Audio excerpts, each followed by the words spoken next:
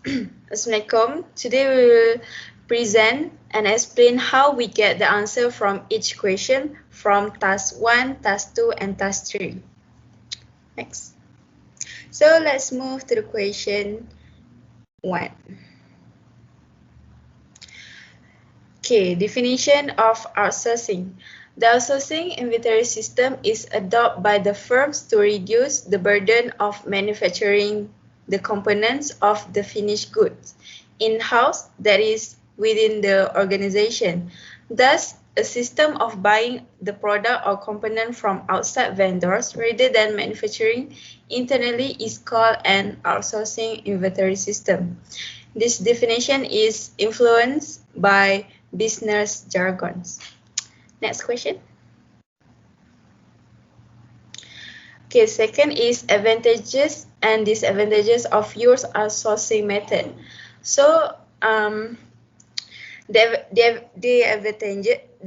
advantages is reduce cost. The cost saving that outsourcing provide are the most obvious and visible benefit. You can complete your task at a lower cost and with higher quality. Outsourcing piecemeal work is almost always less expensive than hiring full-time employees. You will not only save time and money on recruitment, but your profit margin will also be increased due to the lower overheads. Other than that, it focuses on core areas. Another benefit of outsourcing tasks is enhanced freedom. Outsourcing your business process will free up your time and energy, allowing you to concentrate on developing your brand, investing in research and development, and moving on to higher value-added services. However, disadvantages of use outsourcing method is reducing quality control. Profit rather than a job well done may drive outsourcing company and some freelancer. That means the work you send out may arrive quickly, but it will be of lower quality than what customers have come to expect from your product or services.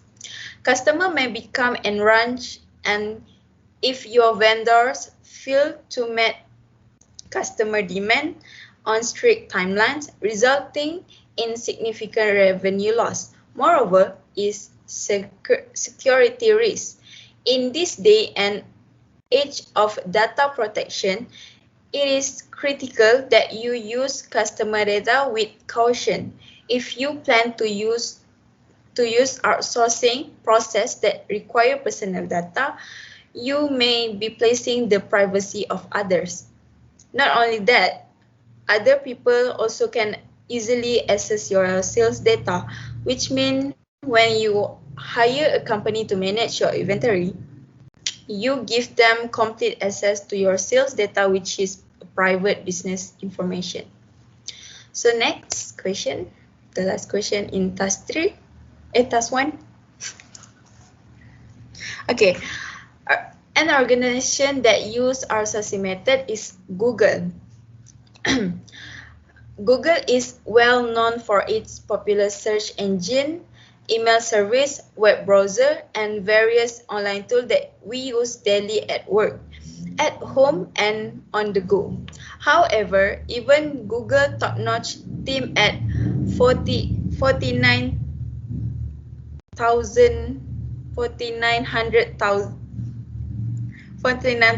in-house employee doesn't have all the answer of all of the time, and that is one of the reason the company use a lot of contractors, which is outsourcing method. Other than that, Google announced that it would outsource a department that is now in charge one of its most profitable product, which is AdWords, in 2011. For years, Google has reaped the benefit of outsourcing work to remote workers. Virtual assistant works, IT work, development, and other services are all outsourced. Not to mention that they outsource Edward email supports and do not discriminate in who they hire. Moreover, terms vendors and contractor are used by Google for two main reasons, according to the company. For starters, it enables them to hire workers with skills they don't have in-house. Second, it enables them to cover work and parental leave spikes for employers. Also, Google contractors assist the company in maintaining a high level of profitable year after year. For example, Google AdWords, advertising service employees, and a large number of contractors. However, when it comes to outsourcing, Google realized that size doesn't matter. Google was able to maximize its budget utilization by determining what work could be outsourced and what work need to be kept in-house. In conclusion, you must consider your expense, priorities, and budget to find the right balance for your company. Even the largest corporations such as Google delegate work to remote workers. You need where the talent is, what your priorities are, and your budget will all influence how you balance outsourcing and keeping works in-house. As you grow, it's definitely worth considering outsourcing. That's all from me. Let's move to task 2. Okay, Assalamualaikum. Next, we will move to the question task 2, which is based on chapter 2, cash conversion cycle. Next, for the first question, the question asks to find a calculation about inventory conversion period, receivable collection period, payable deferral period, and lastly is cash conversion cycle itself. Next.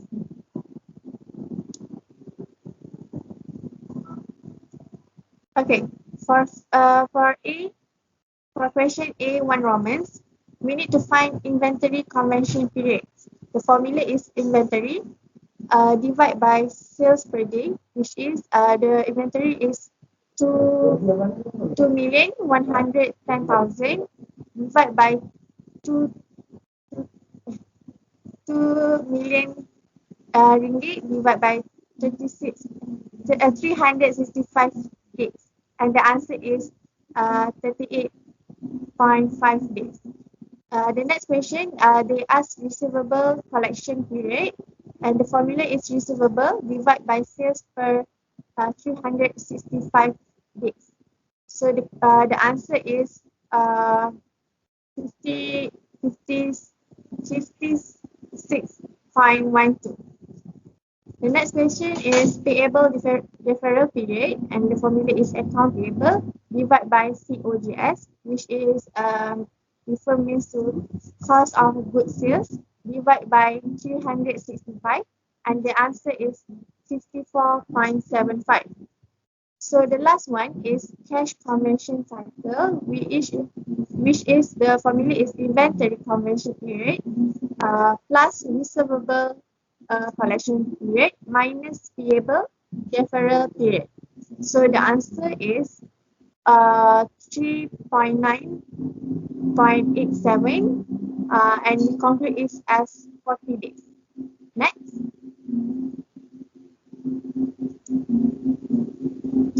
So the next question, B questions, they ask me to find what cash that Cahaya Berhad need to stand by for the next inventory. As we know, Cahaya Berhad already achieved the full capacity of inventory, which is they only can produce 50,000 of masks and 100 bottles of sanitizer. So the inventory for next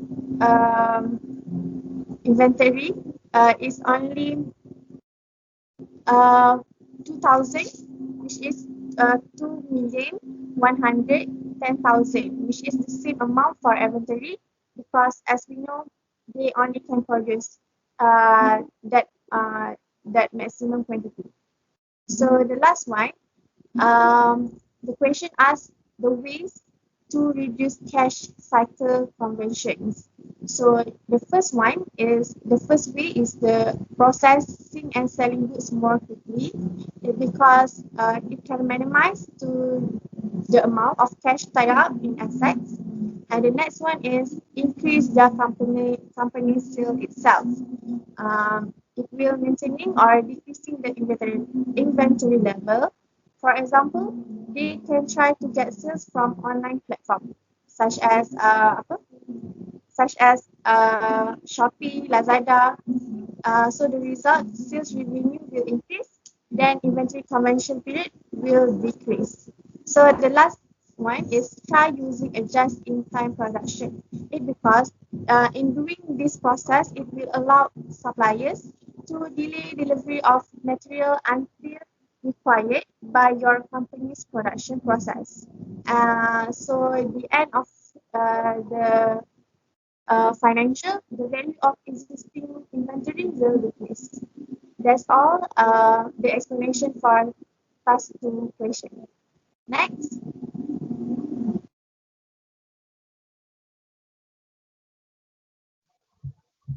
Okay, Assalamualaikum. My name is Firdaus. I will be presenting about task 3, that is a short-term financing. For the first question, they ask about the sources of short-term financing. So for the first source is accruals. Accruals is a continually recurring short-term liability such as accrued wages and taxes. For the second one is account payable or trade credit. So it is to describe the situation whereby a company is able to obtain goods or services from a supplier without immediate payment, and the payment will be made at a later date as per credit term granted by the supplier. The third source is short-term bank loan. So it will appear in financial position sometimes as a note payable. And the fourth source is the commercial paper. This is a form of short-term financing consisting of unsecured promissory notes issued by firms with high credit standing, usually by large firms.